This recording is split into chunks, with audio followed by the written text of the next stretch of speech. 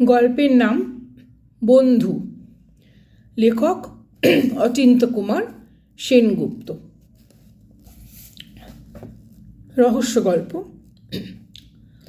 নিচে প্রায় সদর দরজার কাছেই ছোট একটা ঘরে বিনোদ শোয় এবং একা শোয়। নিচেটা একদম ফাঁকা, তবু কিছুতেই বিনোদের ভয় নেই।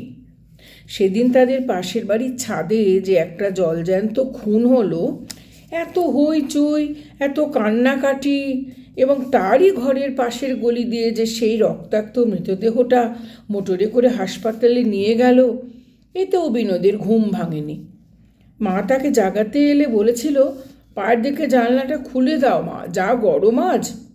মা বললেন, না, তুই ওপরে চল, আমার কাছে শুবি। বিনোদ পাশ ফিরে বলল, কিসের ভয় তোমার? এত গোলমালে সে খুনেটা তো আর ঘাপটি মেরে বসে থাকেনি, কখন দিব্যি সরে পড়েছে। সে আবার এখানে ফিরে আসবে নাকি? মা অবুঝের মতো বলল, না, তুই চল ওপরে, তুই এ ঘরে একা থাকিস বলে রাত্রে আমার ঘুম হয় না, চেঁচালেও তো শুনতে পাবো না। চেঁচানি তোমাদের শুনতে দেবো না কি ভেবেছ? যদি ব্যাটা আসে টুটি টিপে তার দম বন্ধ করে দেবো না? তার দিদি বললেন, কিন্তু যাকে মেরেছে সে যদি জানালা দিয়ে এসে মুখ বাড়ায়? বিনোদ হেসে বলল, তার মুখটা ভালো করে দেখার জন্যই তো পায়ের দিকে জানালাটা খুলে রাখতে বললাম। মুখ যদি বাড়াই তবে নেহাত না হয় দুটো গল্প করা যাবে। কিছুতেই বিনোদের ভয় নেই। তার স্কুলের বন্ধু কত ষড়যন্ত্র করে তাকে ভয় দেখাবার চেষ্টা করে। রাত্রিবেলায় জানালা দিয়ে হাত বাড়িয়ে মশারির দড়ি ধরে নাড়ে, ঢিল ছোঁড়ে, বিকট স্বরে হরিবোল বলে, চাকরের হাতে পয়সা গুঁজে দিয়ে দরজা খুলিয়ে ওর তক্তপোষের তলায় গিয়ে লুকোয়, গো গো করে ঠুকঠাক দুমদাম শব্দ করে। কিন্তু বিনোদের যেই ঘুম সেই ঘুম। শেষকালে আরশোলার উৎপাতে ওরাই বেরিয়ে আসার পথ পায় না। গায়ে ঠেলা দিয়ে জাগিয়ে বলে, কিছুতেই তোকে ভয় দেখাতে পারলাম না বিনু। বিনোদ হেসে বলে, দুবেলা যে নিয়মিত ডন বৈঠক করে তার আবার ভয় কি? খেয়ে হজম করি আর গভীর করে ঘুমোই। শেষকালে অভয়কে বলতে হয়, একা একা বাড়ি ফিরে যেতে আমারই এখন ভয় করছে। বিছানা থেকে ঝট করে লাফিয়ে উঠে বিনোদ বলে, চল, তোকে বাড়ি পর্যন্ত এগিয়ে দিয়ে আসি। রাত্রি তখন প্রায় 12টা। রাস্তাঘাট নিঝুম। বিনোদ তার বিছানায় অসাড়ে ঘুমাচ্ছে। এমন সময় সদর দরজা কড়া নড়ে উঠল। কে যেন গলা খাঁকড়ে রাখলো, বিনু। সাধারণত এত সহজে বিনোদের ঘুম ভাঙে না, কিন্তু সে অস্ফুট কণ্ঠের ডাক শুনে চট করে তার ঘুমটা ভেঙে গেল। এমন অনেক কালা আছে, চেঁচিয়ে কথা বললে তারা এক বর্ণও যারা শুনতে পায় না, কিন্তু চলন্ত ট্রেনের শব্দের মধ্যেও একটু নিন্দে করলে তেড়ে উঠে বলে, কি বললে? ভাবো আমি শুনতে পাইনি? বিনোদেরও আজ সেই দশা। চুপি চুপি কেউ তাকে ভয় দেখাতে এসেছে বুঝি, কিন্তু সব সময় সে সাবধানী।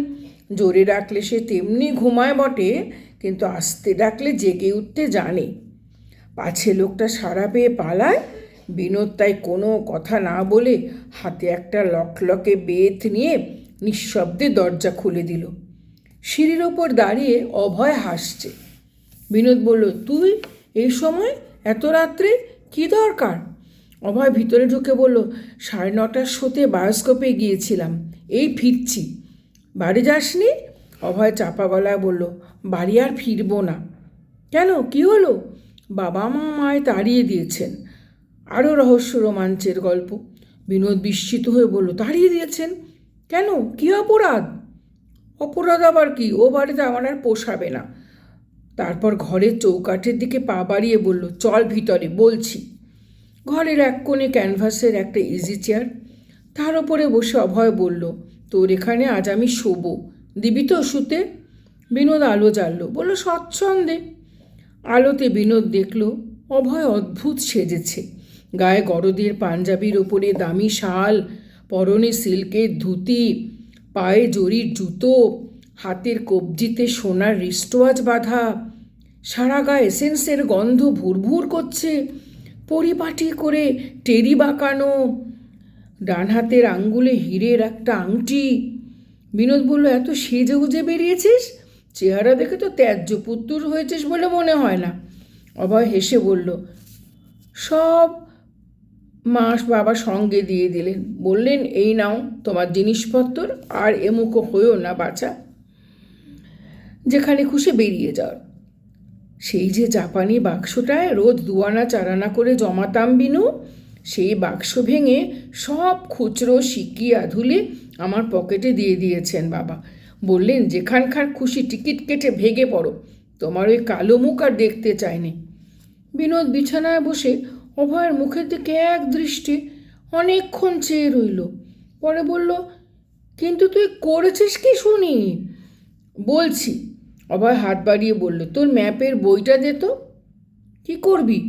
একটা জায়গা খুঁজে বের করব, খুব দূরে, যেখানে মানুষ সহজে যেতে চায় না। ধর গ্রিনল্যান্ড, বছরে 6 মাস যেখানে রাত, কঠিন বরফের দেশ, পড়িসনি ভূগোলে? বিনোদ হেসে উঠে বলল, কিন্তু পকেটে মাত্র তো কয়েকটা টাকার খুচরো দেখতে পাচ্ছি, ওই নিয়ে তুই গ্রিনল্যান্ড যাবি? টেবিলের ওপর অ্যাটলাসটা পড়েছিল, সেটা হাত বাড়িয়ে তুলে নিয়ে অভয় পাতা উল্টাতে লাগলো। বললে, এমন জায়গায় যাব যেখানে যেতে ভাড়া লাগে না। বিনোদ হেসে বলে, আপাতত দেখছি সে তো আমারই শোবার ঘর, তুই পাগলামি করিস না অভয়, চল তোকে বাড়ি রেখে আসি। বাবা বকে থাকেন, এখন নিশ্চয়ই ব্যস্ত হয়ে তোকে খুঁজে বেড়াচ্ছেন। অভয় বলল, খুঁজুক গে, কিন্তু একবার যখন বেরিয়েছি আমি আর ফিরছি না। জাহাজে করে আমি স্পেনে যাব, সেখান থেকে কলম্বাসের মতো নতুন মহাদেশ আবিষ্কার করতে বেরোবো। জাহাজ না পাই, সঙ্গী না জোটে, তবু আমি পেছপা হব না। নে আলোটা নে, বা আজ রাতটা তো এখানে ঘুমোই। বিনোদ বললে, আমার বিছানায় উঠে আয়, দুজনে খুব ধরবে। অভয় বললে, না না, আমি চিত হয়ে আরাম করে শুতে পারবো না, আমার মেরুদণ্ডে খুব চোট লেগেছে, এই বেশ ঘুমোতে পারবো এখানে। একটা বালিশ এগিয়ে দে দেখি। বলে সে নিজেই আলো নিভিয়ে একটা বালিশ টেনে পিঠের তলায় রেখে আবার বললে, নে তুই এখন শুয়ে পড়, ঢের রাত হয়েছে, কাল ভোরে উঠে চা খেতে খেতে না হয় কর্তব্য ঠিক করা যাবে। বিনোদ বলল, এমনি তোর ঘুম আসবে, হতভাগা, উঠে আয় ওপরে। অন্ধকারে অভয় খিলখিল করে হেসে উঠে বলল, পাগল, ঘুম আসবে না কি রে? স্কুলে বেঞ্চের ওপর দাঁড়িয়ে পর্যন্ত ঘুমোই, আর এ তো দিব্যি মোলায়েম একটা চেয়ার। কলম্বাসের মতো যে দেশ জয় বেরোবে তাকে খালি গায়ে শীতের রাতে শুকনো কাঠের ওপর শুলেও বেমানান দেখাবে না। থাম, তোকে আর বকাবো না, ঘুমো। বিনোদের একটুতেই ঘুম আসে, কিন্তু অনেকক্ষণ চুপ করে চোখ বুজে থেকেও কিছুতেই আজ আর ঘুম এলো না। অভয়ের সঙ্গেই আরও খানিকক্ষণ গল্প করা যাক। চোখ নামেলেই ডাকলো, অভয়। অভয়ের কোনো সাড়া নেই। মেরুদণ্ডে চোট পেয়েও ঘুমের তার এক বিন্দু ব্যাঘাত ঘটেনি। আবার ডাকলো, অভয়। সেই অন্ধকার কালো রাত্রি, আর হলো নিঃশব্দতা। বিনোদ লাফিয়ে উঠে বসল। ঘরে কেউ নেই। ম্যাপের খাতাটা মেঝের উপরে উল্টানো, চেয়ারের উপর বালিশটা কুঁচকে পড়ে আছে, দরজাটা খোলা। বিনোদ ঘর ছেড়ে সদর দরজার কাছে এলো। সদর দরজাটাও দুফাক। অভয় আবার কখন দরজা খুলে বাইরে গেছে? দুষ্টু ছেলে, তাকে ভয় দেখাবার নতুন ফন্দি করেছে বুঝি। কিন্তু বিনোদ দমবার পাত্র নয়। গরম কোটটা গায়ে দিয়ে রাস্তায় নামলো। কোথাও একটা জনপ্রাণী নেই। নিজের দ্রুত ও সশব্দ নিঃশ্বাস ছাড়া একটা সামান্য শব্দও সে কোথাও শুনতে পাচ্ছে না। আরও রহস্য রোমাঞ্চের গল্প। আবার সে ডাকলো, অভয়। মুহূর্ত মধ্যে তার খুব কাছে খিলখিল করে কে জোরে হেসে উঠল, এবং সেই খণ্ড খণ্ড হাসির ঢেউ নিয়েই চোখের সামনে ভেসে উঠল অভয়। বিনোদ বলল, কোথায় গেছিলি? বাহ, এখানে তোর পাশেই তো দাঁড়িয়েছিলাম। ঘরের মধ্যে ভীষণ গরম, অত গরমে কখনো ঘুম আসে? গরম কি রে পাগলা, এই কনকনে শীতের রাতে তোর গরম লাগছে? অভয় হেসে বলল, গরম বলে গরম, চারদিকে দাউ দাউ করে আগুন জ্বলে উঠছে, টিকতে পারছি না, চল রাস্তায় একটু হাঁটি।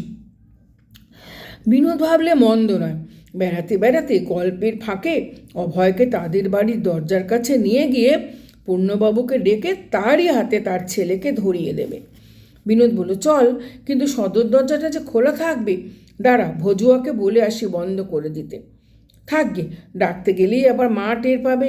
ভেজেই আসি দরজাটা, খানিক বাদে তো ফিরে আসছি, কি বল? অভয় বলল, তোর ভাবনা কি? তোকে তো তোর বাপ মা তাড়িয়ে দেয়নি, আমার জন্য না হয় দরজা বন্ধ হয়ে গেছে। দুই বন্ধু বড় রাস্তায় এসে পড়ল।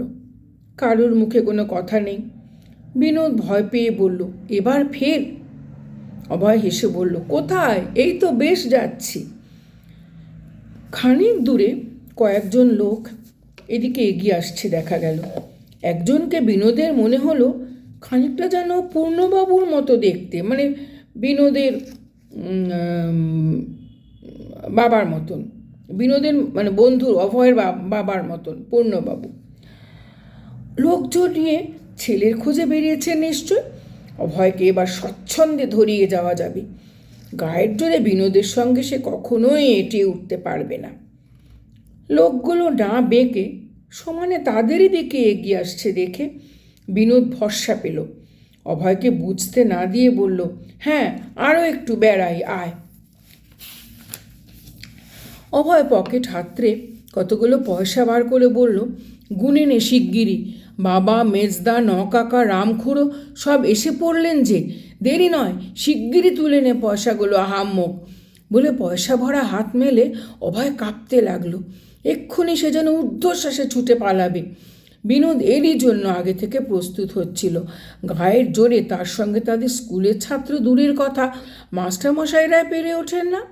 সে তাড়াতাড়ি অভয়কে দুই শক্ত হাতে জাপটে ধরে বলল, কিন্তু কোথায় যাবি তুই? তোকে ধরিয়ে দেবো না আমি?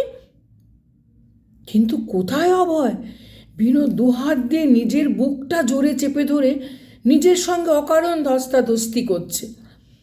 অভয় কোথাও নেই, কখন টুপ করে সরে পড়েছে। নিশ্চয়ই পাশের গলি দিয়ে এখনো ছুটলে তাকে ধরা যায়। দেখতে দেখতে পূর্ণবাবু দলবল নিয়ে কাছে এসে পড়লেন।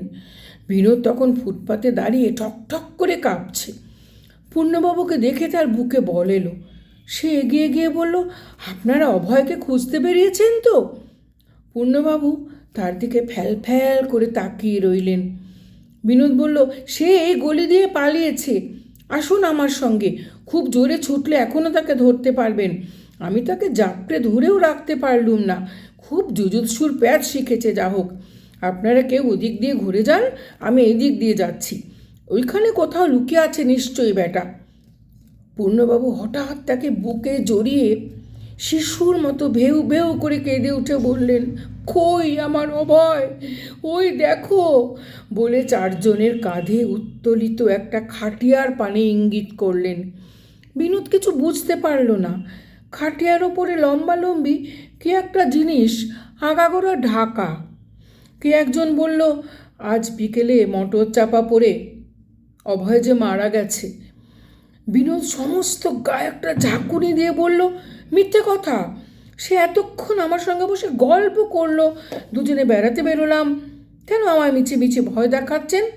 সে বলল আপনারা তাকে তাড়িয়ে দিয়েছেন, সে স্পেনে যাচ্ছে, এখান থেকে জাহাজে করে আমেরিকা যাবে, কত কথা বলল।